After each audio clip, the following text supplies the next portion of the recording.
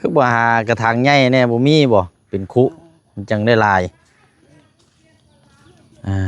น้ำใส่บ่คือน้ำกินอันนี้นะน้ำกินโอ้กินน้ำประปาพี่น้องเอ้ยเนาะพี่แม่ย่าได้กินนี่เนาะดูเออแต่ตอนเฮานั้นเราตักน้ำตอนเฮาไปยืนมาตอนเจ้าเมื่อเยี่ยมยามแม่อันอยู่บ้านตอนที่บ่ป่วยตอนนั้นบ่ดูแล้วเรามาเอาน้ำตอนนั้นดูตอนนั้นเราตักตลอดเราไม่มีน้ำเฮาไปยืนเราก็เว้าอีกเว้าให้เจ้านะไปด้วยบัดเราเว้าเฮาบ่ที่เฮามักเหล้าหรือเปล่าปู่เพิ่นบ่เว้าโดยปูแล้วย่าได้ใช้เว้าอยู่บ่ย่าบ่ย่าบ่ได้เว้าบ่โดยปูเว้าเฮา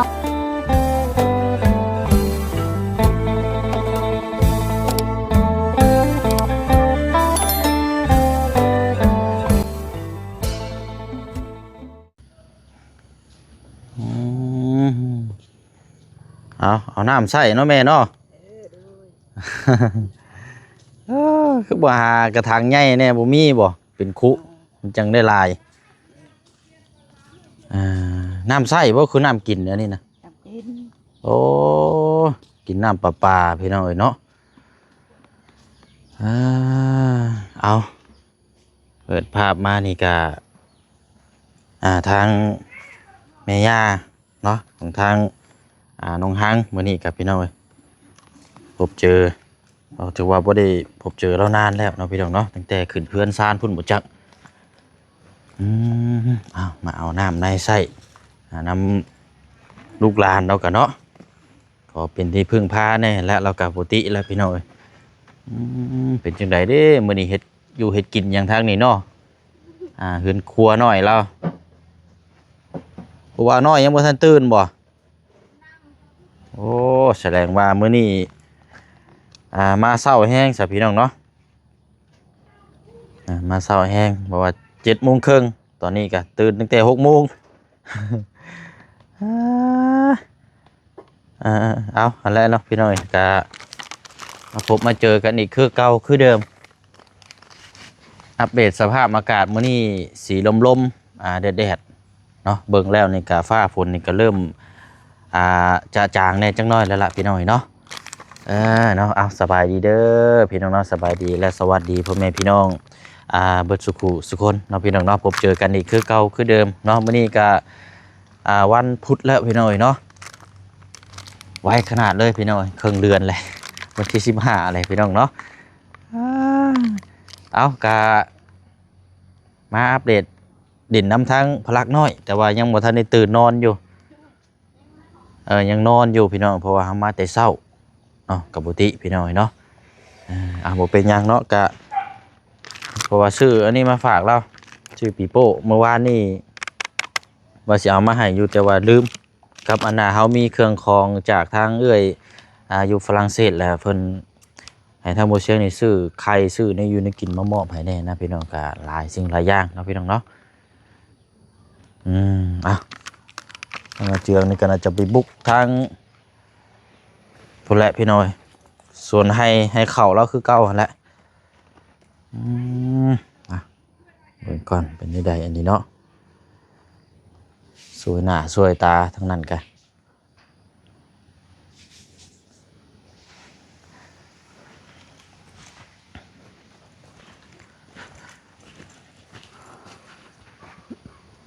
น้ำประปานี่โบเมนว่าได้สะอาดได้พี่น้อยขนาดอยู่เพื่อนโบเชียงนี่เปิดนี่ขี้ดินนะขี้ดินแดงๆนะเปิดใส่อ่างไว้นะป้าเป็นคุยเลย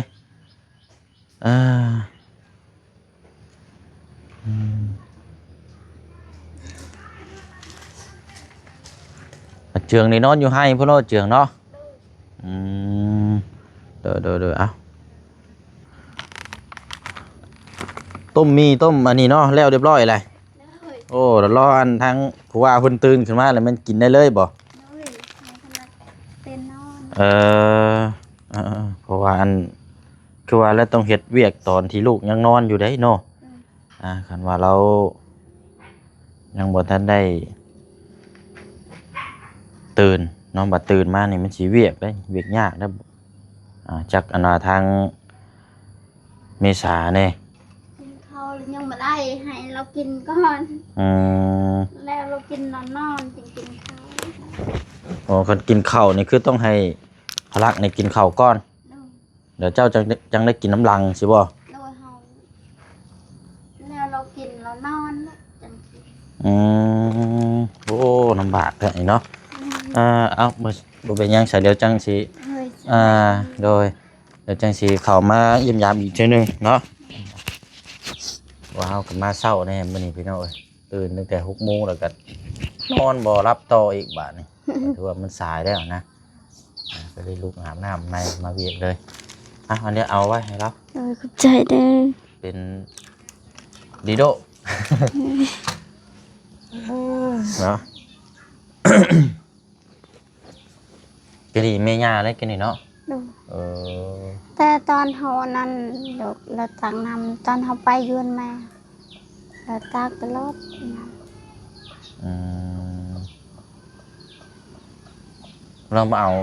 แบบเตะหึงนะพ่อไปสิกะ โดยแต่เฮิงตอนเฮาไปยวนมาเฮาเจ็บนะตอนนั้น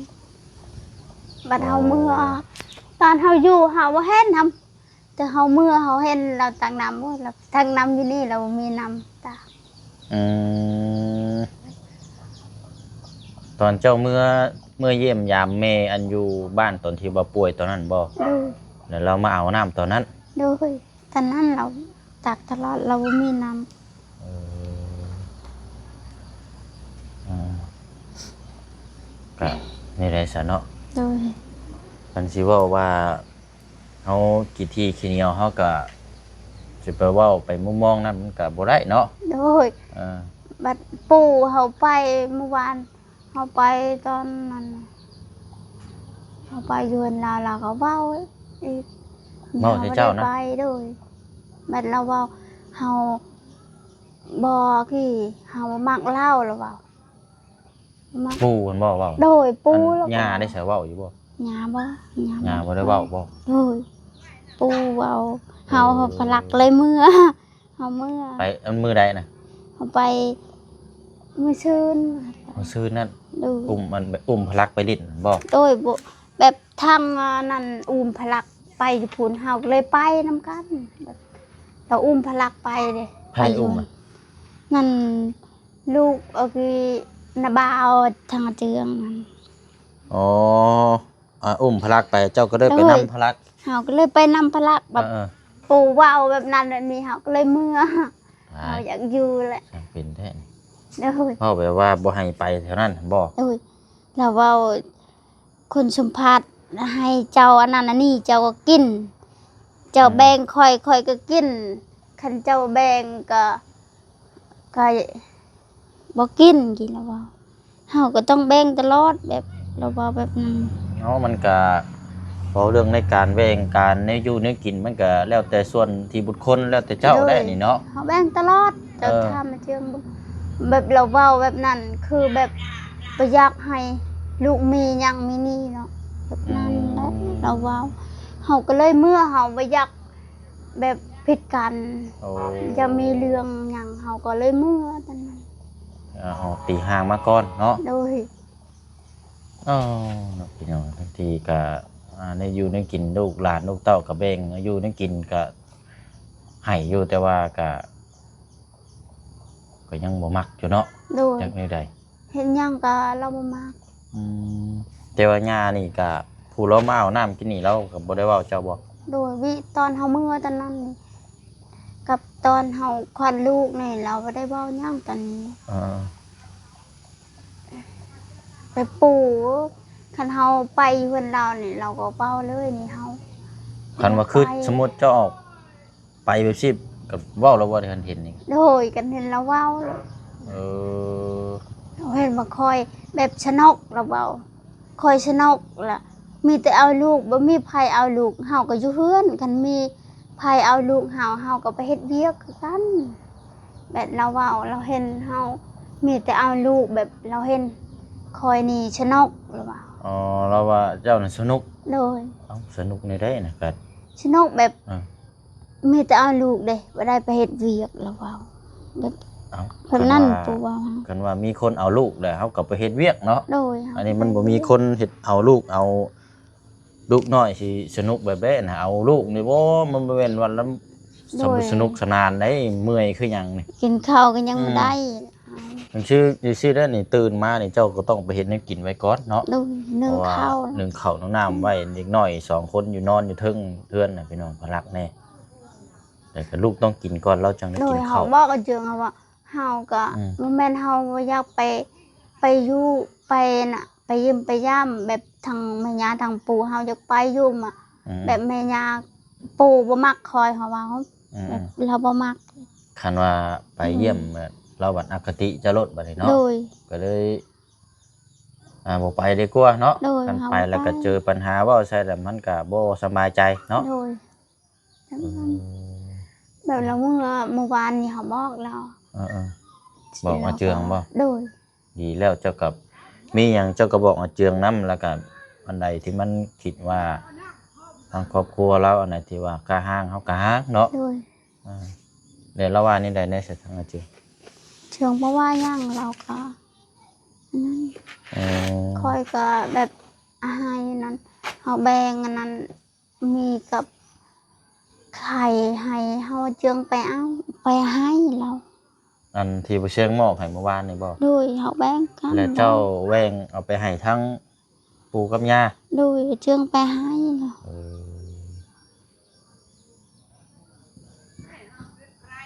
ว่ามีอะไรอยู่นี่กินกระแบงให้ไม่ใช่อยู่กับก็ยังเว้ายังว่าเนาะเป็นได้ โด ได้ ย เนาะ เฮาก็บ่ฮู้กัน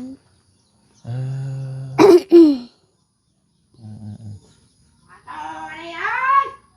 ยังอะนะปวดแหละ เนาะ ใจดิเอออืมแต่ว่าเริ่มมาเอาน้ำนี่ก็ช่วงที่เจ้าเมื่อหาแม่เจ้าหันเนาะ โดยตอนนั้น เรามาเอาเราก็บ่ได้บอกเจ้าบ่ บ่เราแบบเฮาอยู่นี่ตอนเราก็ตักแบบตอนเฮาเมื่อยเราตักตลอดตอนให้เฮาอยู่นี่อยู่เฮือนแม่นั่นนี่เฮาเมื่อแบบเราถ้ามาเจืองอะแบบเราทำเนี่ยออกน้ำพอพลักแล้วว่าออกบ่อนน้ำเจ้าว่าแบบเฮาอยู่นี่เราบ่ได้ทำ คล้ายๆว่าเราก็สิถามแต่อาเจืองหั่นแหละเนาะ โดย ถามแต่ทั้งผู้เป็นลูกผู้ย่านะพี่น้องวันนี้ก็คือน้องห้างอยู่ซี่นี่มานี่ก็เราบ่ได้ถามเนาะ โดยมันนี่จะตั้งน้ำแล้วก็เมื่อแบบนั้น เอ้าสั่งว่าแท้เราก็บ่ โด ต้อง ย ถาม คื เจ้า อ ก่อน ตอน นะ ตอนเราเมื่อนี่แหละ ทุกตอนมากินนี่อันเรามาเอาน้ำมือเราก็บ่ได้บอกเจ้าบ่ บ่ เปิดประตูมาเปิดเอาน้ำเมื่อเลย โดยเมื่อเลย โอ้ยมันก็บ่อันนั้นปานใดแล้วก็ถามข่าวๆลูกเป็นนี่ได้แม่มาขอน้ำขอในนี่เด้อกะ บ่แบบเฮา บ่ได้เว้าบ่ โดยแบบนี้เฮาก็นอนผู้เดียวแล้วมีนอนกับลูก2คนนี่เราบ่ได้ทำหยัง บ่ได้ถามข่าวว่าเป็นหยังบ่ฮู้ โดยบ่ฮู้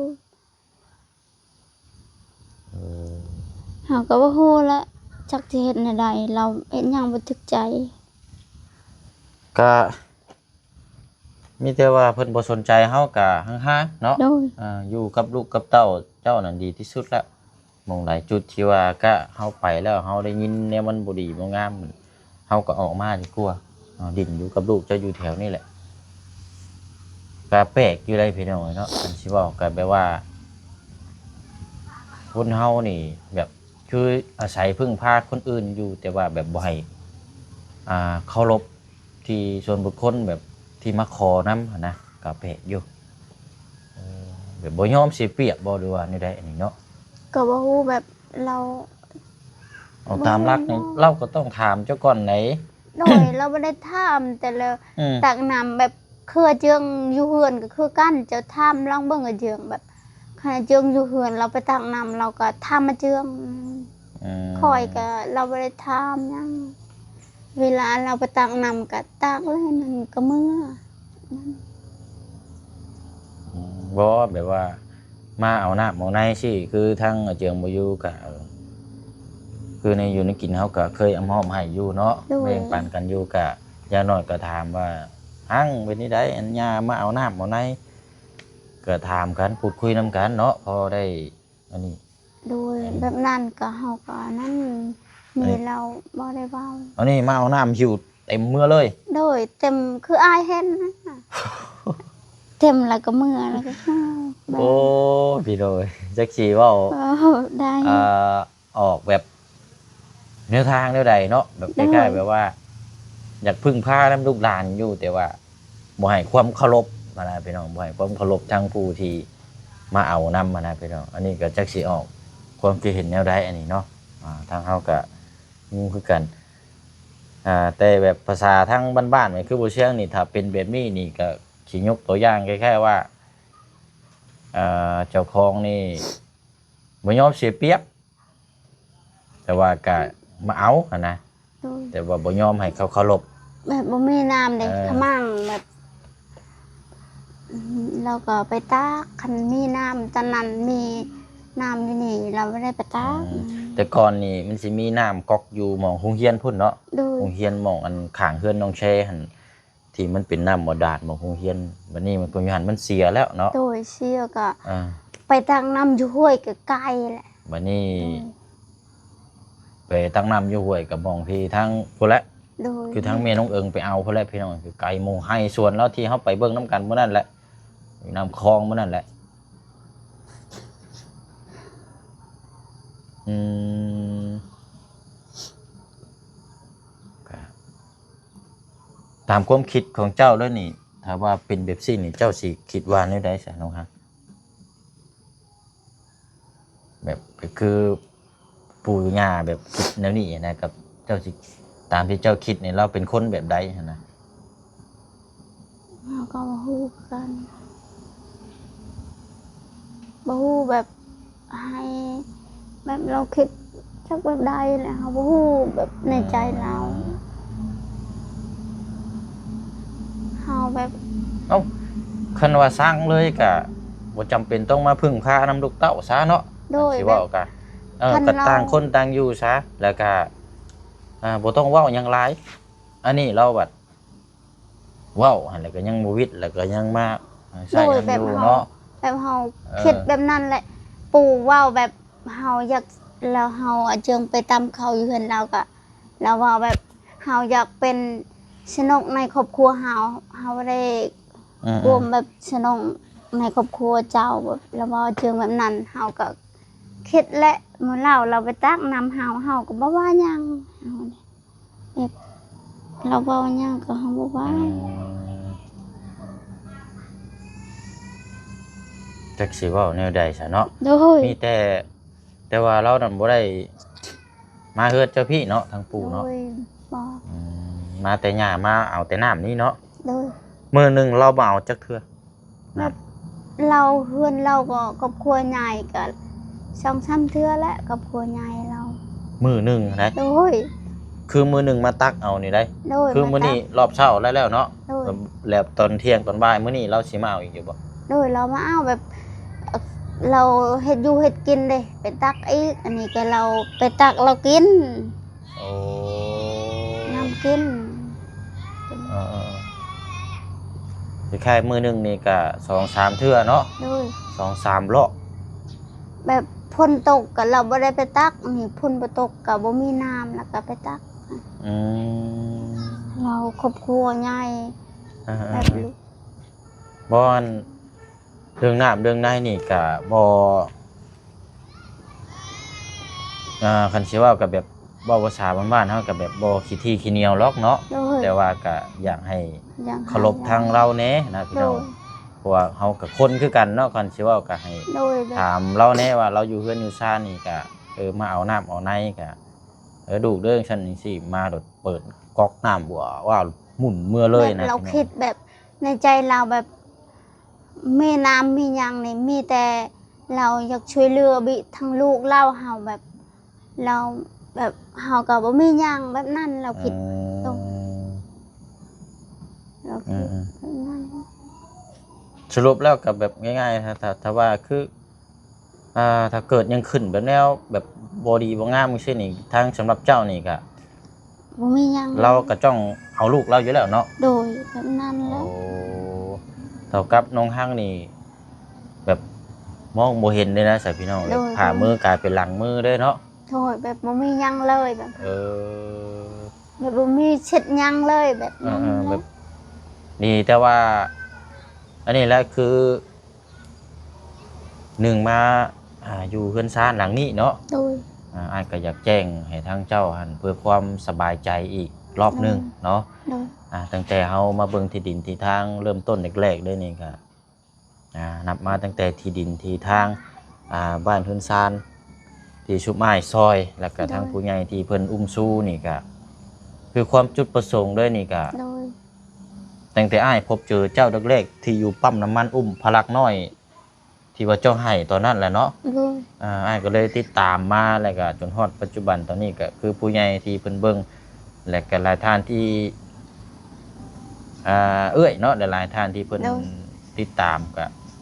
หลักๆนี่เพิ่นก็สิจับตามองเจ้าพี่โดยเป็นหลักๆเลยนะคล้ายๆว่าเพิ่นอยากซอยเจ้าพี่โดยแต่ว่าเว้าถึงคือทางอาเจืองนี่ก็เพิ่นก็อยากซอยเราก็เป็นคนขยันแต่ว่าเว้าในถึงในนามที่ทหารแบบแนวบ่ดีบ่งามจังซี่นะอาเจืองก็บ่มีสิทธิ์ที่จะคล้ายๆว่าคือเราผิดให้เถียงกันเนาะพอถึงอนาคตว่าแนวบ่ดีจังซี่นะก็ทางอาเจืองก็บ่มีสิทธิ์ที่จะได้อยู่กันศาลหลังนี้มีแต่สิมอบให้เจ้านั้นอยู่นี่เลยเนาะตามที่ทางอ้ายคุยกับผู้ใหญ่แล้วก็ทางทีมงานหลายคู่หลายคนเพราะว่าส่วนใหญ่นั่นเพิ่นจะดึงมาซอยเจ้าหลายกว่ากับพลักทางครอบครัวทางผู้ดุนั่นแหละเนาะเลยอ้ายก็ได้อยากแจ้งบอกให้เจ้านั้นรับรู้ไว้ให้บ่ต้องคิดอย่างไรนะคือทางอาเจิงเรากับบุตรีเราเพราะว่าถ้าเราบ่หลายก็เป็นทั้งพ่อแม่เราอีกเนาะแบบเราแบบคือเชิงเราบ่ชนแม่เราเราบ่ยังก็เราบ่ได้นั้นแต่ว่าบางเทื่อบางที่เนี่ยเจืองก็ฮักหลายเติบเลยถึงพ่อแม่ว่าอคติเนาะเรากันตอนนั้นก็จนว่าแบกข้าวสารมาแบกข้าวเปลือกนั่นว่าสิไปซีอยู่เฮือนพ่อไปหน่อยบัดพ่อให้บัดนี้บ่ให้ซีเว้าแนวบ่ดีบ่งามแท้จับแบกข้าวเปลือกมาข้าวสารให้น้ำตาคุกเยื่อยๆมาหาเมียอยู่เฮือนหลังนี้แหละหลังจากนั้นมาเราก็บ่ค่อยคุกคีเพราะปานใดก็ดีแล้วเนาะแต่ว่าเว้าถึงแบบคือเรื่องราวแบบแนวบ่ดีบ่งามหั่นนะพี่น้องก็แบบคนในบ้านนี้เราก็แบบเว้าปู่กับย่าแบบเราคิดว่าลูกแบบลูกมีเฮือนมีชานแบบนี้ผู้ใหญ่ใจดีแบบช่วยลูกก็เฮาก็ดีใจนำลูกมีบุญแล้วลูกแบบโอ้ยแนวแล้วเนาะนี่เราก็บ่ได้ไปเลยเฮือนลูกแบบคนในบ้านนี้ไปอันนี้บ่แม่นเว้าดอกคือเฮาเป็นพ่อเป็นแม่นี่ถ้าลูกเต้าถ้าได้รับการช่วยเหลือจากทางผู้ใหญ่นี่มีบุญแล้วโอ้ยเฮานี่ยังสิสาธุนำโดยเพราะว่าเป็นหยังว่าซั่นแบบเฮาก็เฮ็ดให้ลูกก็เฮาบ่มีนี่แบบลูกมีเฮาก็ดีใจเริ่มต้นลูกมีเฮาก็เริ่มมือเริ่มสิเฒ่าเลยเนาะเฮาก็ต้องสิพึ่งพาลูกหลานนั้นได้เฮ็ดนี่ได้ซะเนาะโดยแบบคนในบ้านนี่เราว่าแบบนั้นเราก็แบบคือเราบ่คิดแบบนั้นแต่ว่าเราบ่คิดแนวนั้นเนาะโดยตามที่เพราะว่าบ่ค่อยมาเยี่ยมมายามเลยเนาะเวลาเจ็บนั่นนี่แบบตอนนั้นพลักแบบเราปวดท้องตอนนั้นเฮาจึงไปบอกเราบ่ได้ไปตอนนั้นเฮาแบบเฮาอยู่นี่เฮาก็ให้จึงเมื่อช่องมือเรานอนให้เราเมื่อแบบเวลาเป็นนั้นเป็นนี่ก็บ่มีไผเบิ่งแล้วเฮา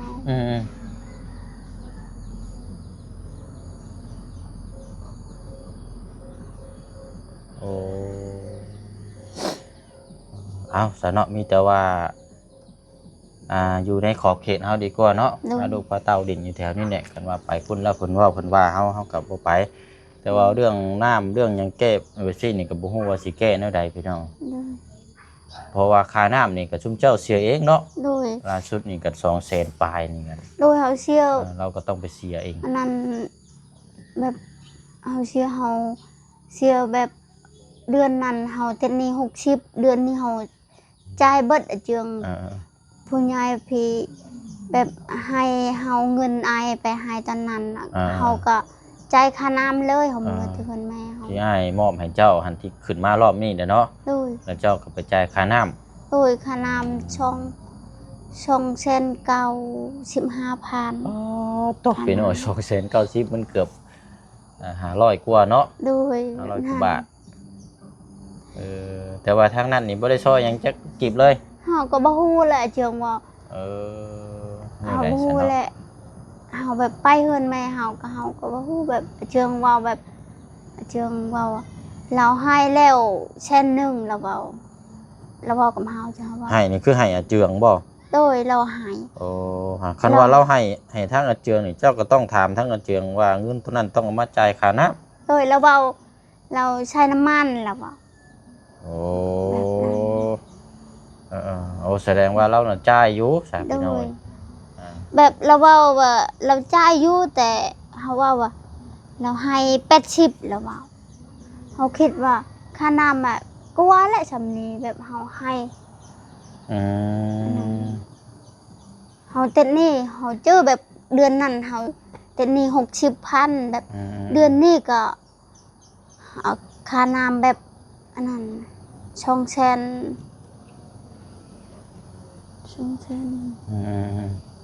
เนาะกันแล้วก็มีแต่ว่าเฮ็ดในใดเสียพี่น้องเอ้ยก็สิหาทางใกล้แนวใดมีแต่ว่าเบิ่งกันไปก่อนหั่นแหละเนาะ เลย เบิ่งกันไปก่อนพี่น้อง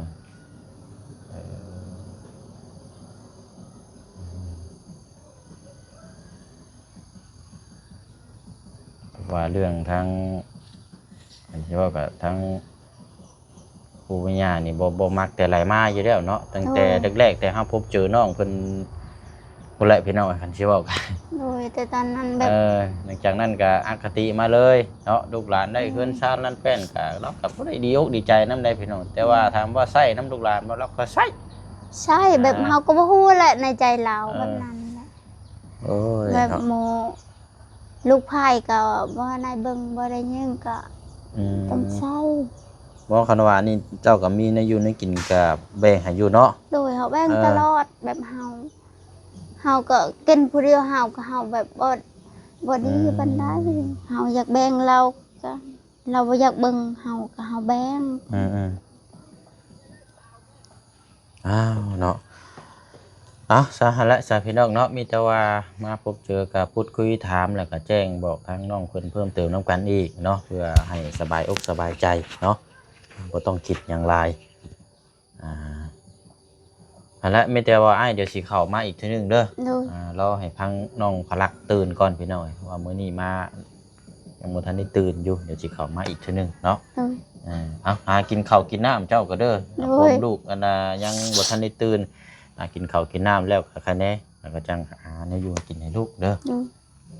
ไปบ่เชียงไปเวียกใหม่ โดย ไป ส ต่อ วัส กันเด้ ดี อโอ้ยเนาะพี่น้องเอ้ยแล้วเอาปีโป้นะไปให้เราเด้อไปพี่น้องเนาะก็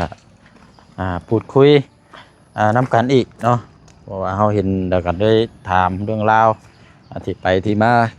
น้ำกันเนาะก็ด้วยความเป็นห่วงเป็นใจให้แล้วพี่น้องไปซะเนาะมีแต่ว่าเนื้อหากะประมาณนี่แหละพี่น้องตามที่ทั้งน้องเพิ่นบอกมาเนาะเขาก็เห็นน้ำกันอยู่คลินิกเห็นมาจังใดก็ให้น้องๆเพิ่นสู้ๆน้ำกันนั่นแหละพี่น้อยเนาะทางครอบครัวบ่ปะบ่ทิ่มประคองเบิ่งแย่งกันนั่นแหละเนาะไปเดี๋ยวจังเข้ามาเยี่ยมมายามใหม่เนาะพลักน้อยยังบ่ทันได้ตื่นนอนอยู่พี่น้อยเนาะลาพี่แล้วน้องไปก่อนคลิปนี้บ๊ายบายเด้อพี่น้องเด้อเนาะสบายดี